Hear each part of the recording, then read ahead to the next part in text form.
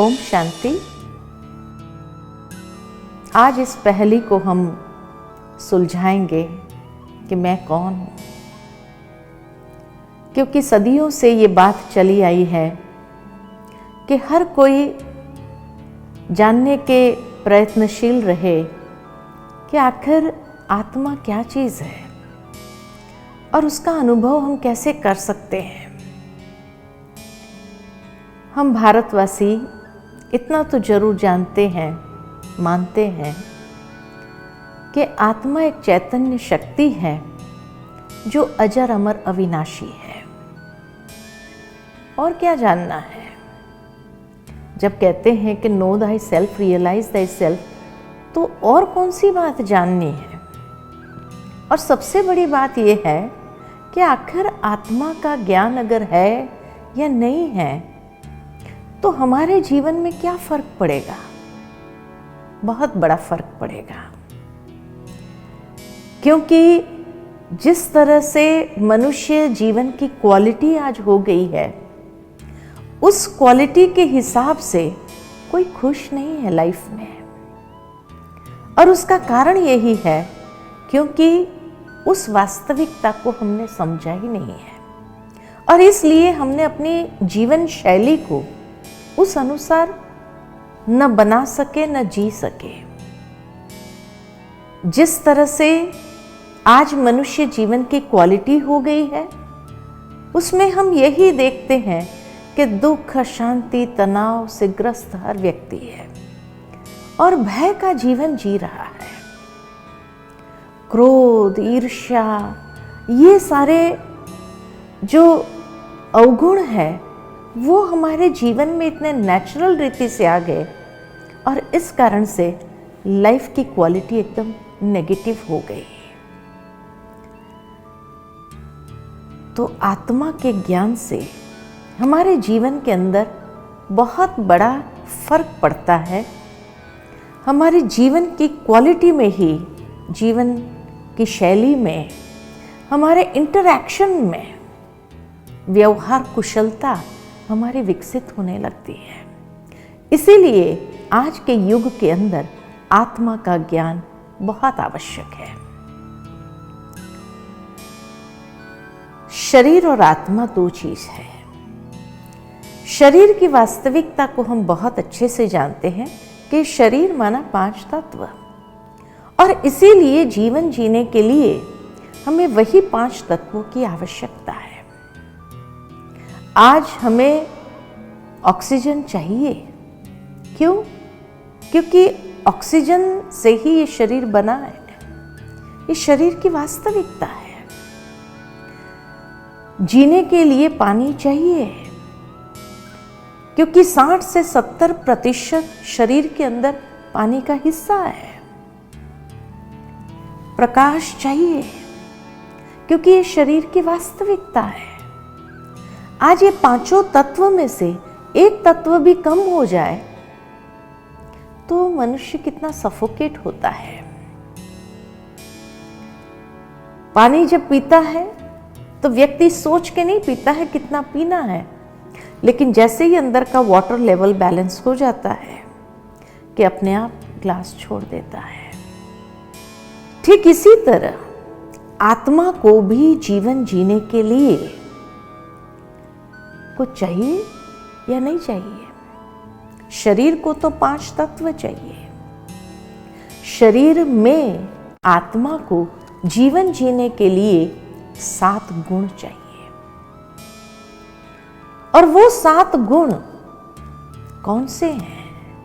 इसीलिए आत्मा को कहा जाता है आत्मा सतोगुणी है, द एसेंस ऑफ 7 वैल्यूज।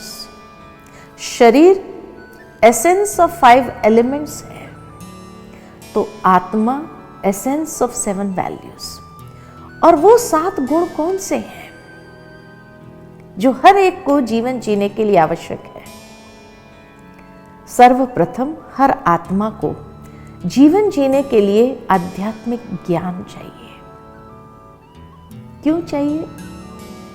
आज भौतिक दुनिया के अंदर विज्ञान अपनी चरम सीमा पर है, उसके बावजूद भी प्रार्थना में बचपन से हमें यही सिखाया गया, अज्ञान से हमें ज्ञान की ओर ले चलो हे प्रभु। तो जीवन जीने के लिए आध्यात्मिक ज्ञान की आवश्यकता है। बचपन से ही आप देखेंगे एक छोटा सा बच्चा, उसके सामने भी जब हम कोई आवाज करने वाला खिलौना रखते हैं कि तुरंत वो बच्चा उसको पकड़ना चाहता है और उसको ठोक ठोक करके तोड़ना चाहता है, देखना चाहता है ये आवाज कहां से निकल रही है। जिज्ञासा जानने की उसी वक्त से आरंभ हो जाती है, क्योंकि आत्मा का निज स्वरूप ज्ञान स्वरूप है। स्कूल में जाने लगते हैं, ये प्रार्थना सिखाई जाती है, lead us from the darkness to the light, अंधकार से हमें प्रकाश की ओर ले चलो। अज्ञानता को अंधकार कहा।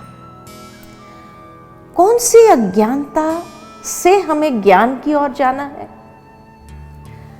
हर मनुष्य जीवन के अंदर सबसे बड़ी अज्ञानता अगर है तो वो है अहंकार। Ego is the greatest ignorance of human life. ये भी कहा गया है, ईगो इज द ग्रेटेस्ट कर्स। अहंकार सबसे बड़ा अभिशाप है। और इसीलिए जब स्कूल में जाते हैं तो जो विद्या हम धारण करते हैं, जो विद्या हम ग्रहण करते हैं, तो विद्या से हमारे जीवन के अंदर विनम्रता आती है, विनय आता है। इसीलिए भगवान से यही प्रार्थना करते हैं कि हे प्रभु, हम अज्ञानता की ओर न बढ़े, ज्ञान की ओर, विनम्रता की ओर ही आउटकम, ज्ञान का आउटकम प्रैक्टिकल व्यवहार के अंदर विनय विनम्रता है। लेकिन आज मनुष्य जितनी डिग्रीज को हासिल करता जाता है उतना ही उसका ईगो लेवल बढ़ता जाता है। तो ये ज्ञान हुआ या अज्ञान, किस ओर हम बढ़े? अज्ञानता की ओर ही बढ़े। किसी ने बहुत सही कहा है, अगर सारे संसार के ज्ञान की पुस्तकों को इकट्ठा किया जाए और उसकी होलिका जलाई जाए तो the heat produced is more than the light. और सही में आज यही हो गया है कि मनुष्य ने जो ज्ञान हासिल किया उससे अहंकार की गर्मी जरूर बढ़ गई है, व्यवहार में रोशनी नहीं आई है। इसीलिए कहा, अज्ञान से हमें ज्ञान की ओर ले जाओ। ये मेरी वास्तविकता है। ज्ञान माना ही समझ। उस समझ को जब हम व्यवहार के अंदर ट्रांसलेट करते हैं, ले आते हैं, तब व्यवहार कुशलता हमारी बनती है। लेकिन उसके साथ साथ दूसरा गुण है पवित्रता। आत्मा अपने ओरिजिनल स्वरूप में बहुत प्योर और इनोसेंट है। एक छोटा बच्चा जब जन्म लेता है कितना निर्मल है, पवित्र है, एकदम प्योर इनोसेंट। ये हमारी वास्तविकता है। लेकिन जैसे जैसे एक बच्चा बड़ा होने लगता है वो उस वास्तविकता से दूर हटता जाता है और अशुद्धियों को अपने अंदर भर लेता है। आत्मा का ओरिजिनल स्वरूप बहुत प्योर स्वरूप। इसीलिए जहां पवित्र वातावरण होता है और उस पवित्र वातावरण के संपर्क में भी हम आते हैं, सुकून का अनुभव करते हैं। तभी तो इंसान मंदिर जाता है। मंदिर क्यों जाता है? उस पवित्र वाइब्रेशंस में जब प्रवेश करता है तो आत्मा को जैसे शीतलता, शांति, सुकून का अनुभव होता है। उस पवित्रता को अगर हम अपने भीतर से उजागर करें तो हमारे जीवन के अंदर कितनी शीतलता, शांति, सुकून आने लगे। जहां ज्ञान है, पवित्रता है, शुद्धि है, उसी संबंध में प्रेम पनप सकता है। जहां अहंकार हो, साथ ही साथ अशुद्धि हो, उस संबंध में कभी प्रेम नहीं पनप सकता है। और इसीलिए आज व्यक्ति प्रेम की चाहना रखता है, लेकिन बाद में जैसे ही पता चलता है कि ये संबंध तो स्वार्थ के आधार पर है, तो व्यक्ति कितना निराश हो जाता है, सोचता है स्वार्थ के बिना कुछ हो ही नहीं सकता है। आज की दुनिया है ही स्वार्थ के आधार पर। कितना स्वार्थ आ गया है। तभी तो किसी ने सही कहा, 2.5 अक्षर प्रेम का पढ़े सो पंडित होए। लेकिन अफसोस हम 2.5 अक्षर प्रेम का नहीं पढ़ पाए, और प्रेम के बदले क्या जीवन के अंदर हासिल किया। आज एक बच्चे को भी प्यार चाहिए, तो बड़े बुजुर्गों के साथ भी जब कोई प्यार से व्यवहार करता है तो उन्हें अच्छा लगता है। ये नहीं कि बड़े बुजुर्गों ने सारा जीवन बहुत प्यार पाया, इसलिए अभी बुढ़ापे में प्यार नहीं मिला तो चलेगा। नहीं, हर इंसान को प्यार चाहिए।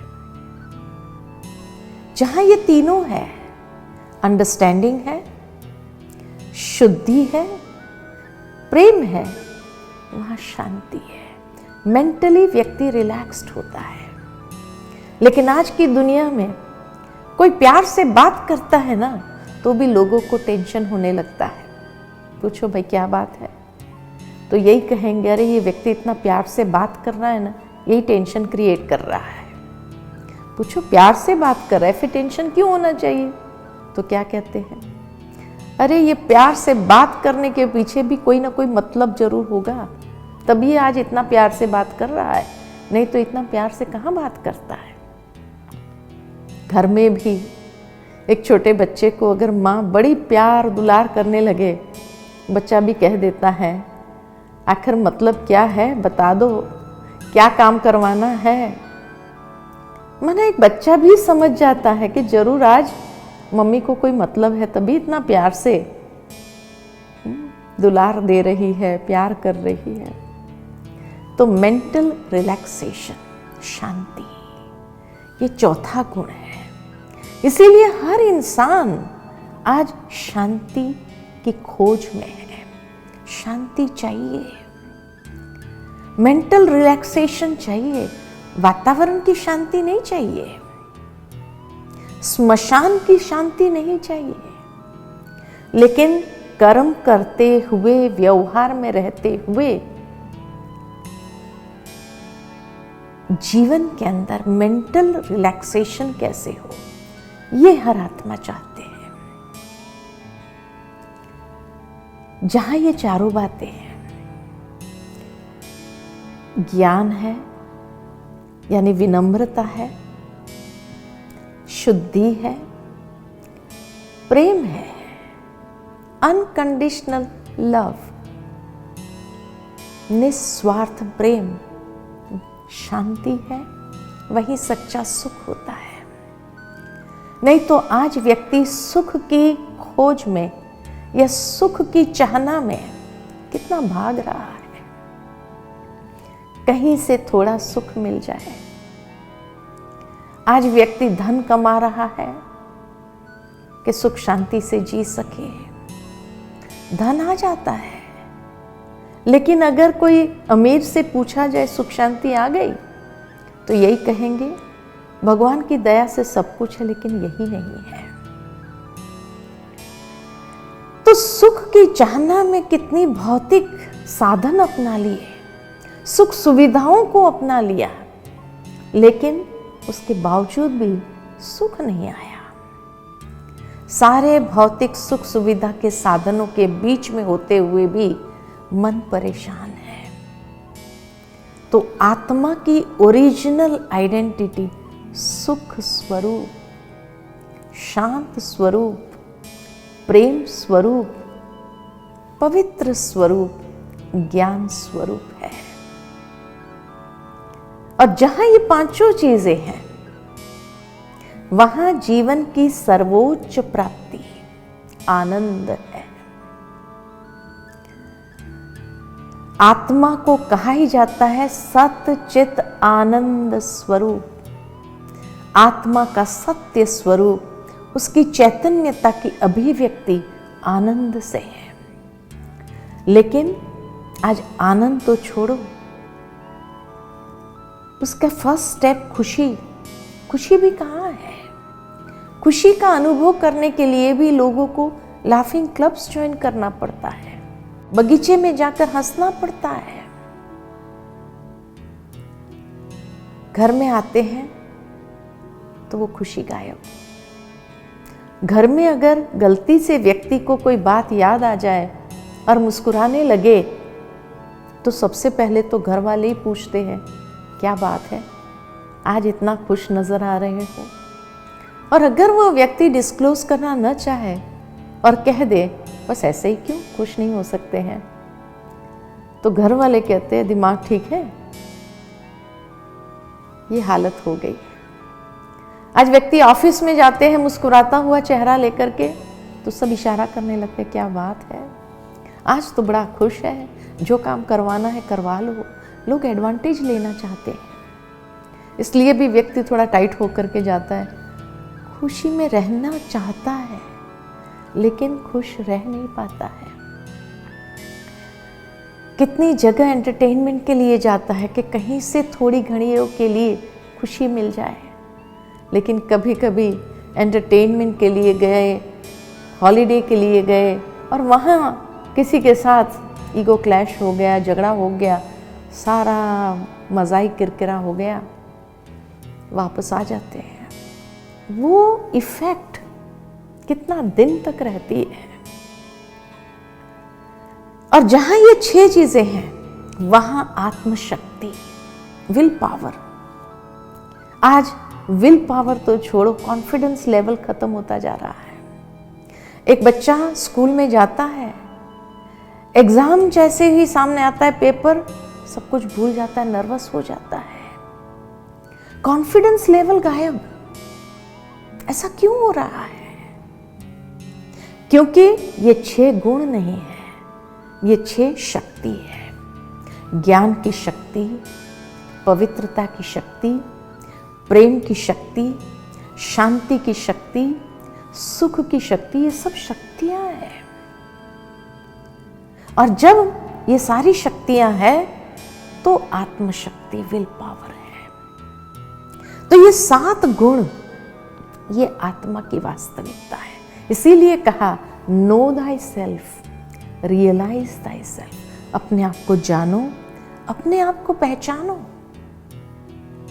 लेकिन हम अपने आप को जान ही नहीं पाए, और इसलिए कभी कभी मनुष्य जीवन में सोचता है कुछ मिसिंग है, सब कुछ है, लेकिन फिर भी ऐसा लगता है कुछ मिसिंग है। ये 7 गुण ये आत्मा की वास्तविकता है। जब उस कॉन्शियसनेस में हम रहते हैं तो जैसे कंप्लीट हो जाते हैं, क्योंकि उसकी अभिव्यक्ति हमारे जीवन में होने लगती है। वो वाइब्रेशंस, वो ओरा इस तरह से क्रिएट होने लगता है जिसमें हम कंफर्टेबल फील करते हैं। जैसे नेगेटिव एटमॉस्फेयर में चले जाएं तो वहां कभी कंफर्टेबल फील नहीं करते हैं। क्यों? क्योंकि आत्मा के ओरिजिनल आइडेंटिटी से विरुद्ध, विकृत दिशा में है, तो कैसे कंफर्टेबल फील करेंगे? इसीलिए मेडिटेशन माना it's a journey back to the real self, अपनी वास्तविकता के तरफ जाने की एक यात्रा। और इसीलिए मनुष्य ने उसको अनुभव करना चाहा। गीता के 2 अध्याय में भी भगवान ने अर्जुन को यही कहा, हे अर्जुन, स्वधर्म को देख करके भी तू भय करने योग्य नहीं है। तुम अपने स्वधर्म में स्थित हो जा। स्वधर्म सुख देता है, पर धर्म दुख का कारण है। पर धर्म माना कोई दूसरे दैहिक धर्म की बात नहीं है, लेकिन आत्मा स्व का धर्म, शांति, प्रेम, आनंद, शक्ति, ये हमारी ओरिजिनल आइडेंटिटी है। उससे पर काम, क्रोध, लोभ, मोह, अहंकार, ईर्ष्या, नफरत, ये 7 अवगुण आ गए हैं। तो पर धर्म ये दुख का कारण है। जब हम काम, क्रोध, लोभ, मोह, अहंकार के वश होते हैं, यही तो दुख का कारण है। इसीलिए स्वधर्म में स्थित हो जा, यही सुख का आधार है। दूसरे शब्द में कहे तो ये 7 गुण ये आत्मा की बैटरी है, लेकिन आज के युग में ये बैटरी कंप्लीटली डिस्चार्ज हो गई है। तो ये बैटरी को हम चार्ज कैसे करें? मेडिटेशन चार्जर है, लेकिन खाली शांति में बैठ जाने से कोई चार्ज नहीं हो जाते हैं। हमें उस स्मृति में, उस कॉन्शियसनेस में अपने आप को स्टेबलाइज करना होगा, स्थित करना होगा, तब हम अपनी बैटरी को फुल चार्ज कर सकते हैं। उसके लिए एक छोटी सी बात याद आती है कि एक बार एक व्यक्ति बहुत गरीब था। उसके पास एक बंजर जमीन का टुकड़ा था। अपने फैमिली को कर्जा ले ले करके पालता जा रहा था। एक समय आया जब सब ने कर्जा देने के लिए मना कर दिया। इतना उदास हो गया और पहली बार उसको अपने जीवन के अंदर गरीबी का एहसास होने लगा और सोचा ऐसा जीवन जीने से तो मर जाना अच्छा है। मरने के विचार उसको आने लगे, परंतु क्या करे? जैसे ही उस बंजर जमीन को देखकर कोस रहा था, ये बंजर जमीन कोई काम की नहीं। तभी वो देखता है कि कुछ लोग उसके तरफ आ रहे हैं। वो लोगों ने पूछा, अरे भाई, ये जमीन किसकी है? उसने कहा, मेरी जमीन है, लेकिन बंजर जमीन कोई काम की नहीं है। वो लोगों ने कहा, हमारे रिसर्च से पता चला है कि इस जमीन के नीचे तेल है। अगर आप हमें खुदाई करने की परमिशन दो, उसका भाड़ा हम दे देंगे। तो उसने कहा, भले ले लीजिए, आप खुदाई करिए, देखिए। उन लोगों ने ड्रिलिंग किया तो पता चला सचमुच उसके नीचे इतना तेल था कि प्रतिदिन 80 बैरल तेल निकल सकता है। बड़े खुश हो गए। वो लोगों ने उससे कहा, भाई, ये जमीन तुम हमें बेच दो, उसके लिए लाखों रुपए तुझे मिलेगा। जब उसके हाथ में पैसे आया तो वो सोचने लगा, अज्ञान भी क्या चीज है। इस जमीन को मैं रोज कोस रहा था, क्योंकि इस बात से अज्ञात था कि इसके नीचे इतना धन है। ठीक इसी तरह आज मनुष्य भी अपने जीवन के अंदर संस्कारों की गरीबी का एहसास कर रहा है। जीवन तो जी रहा है, लेकिन क्या कहता है, अरे रोजमर्रा की जिंदगी है, रोज मरने वाला अनुभव होता है, रोजमर्रा की जिंदगी है, क्योंकि अंदर से खोखला महसूस करता है अपने आप को। जीवन खोखला हो गया है। जो धन है, जो पोटेंशियल है, जो क्षमता है, शक्ति है, वो तो भीतर है, लेकिन वहां तक हम पहुंच ही नहीं सके। तभी सदियों से ये कही गई है बात, मैं कौन हूं, इस पहेली को जिसने भी सुलझा दिया वो जीवन में इतना समृद्ध हो गया कि उसके जीवन में कभी टेंशन, डिप्रेशन नाम की चीज आ ही नहीं सकती है। तो आइए इस राजयोग के माध्यम से हम अपने जीवन को समृद्धि की ओर ले चलें, अध्यात्म के आधार से उस समृद्धि की ओर। अगले सत्र में हम देखेंगे कि ये आत्मा की बैटरी को कैसे चार्ज किया जाए। चार्ज करने के कई तरीके हैं, बहुत सुंदर तरीके हैं, और उसको चार्ज करते हुए हम अपने जीवन को किस तरह से परिपूर्ण अनुभव करें। ओम शांति।